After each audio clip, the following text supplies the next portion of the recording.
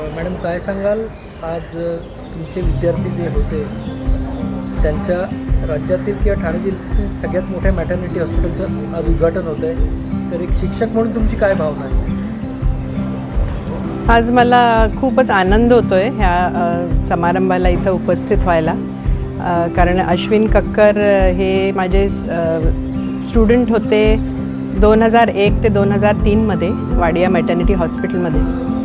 आणि ते खूपच म्हणजे खूप मेहनत करणारे आणि पेशंटना अगदी व्यवस्थित बघणारे डॉक्टर असे आपल्याला ॲक्च्युली असे आढळत नाहीत सहसा.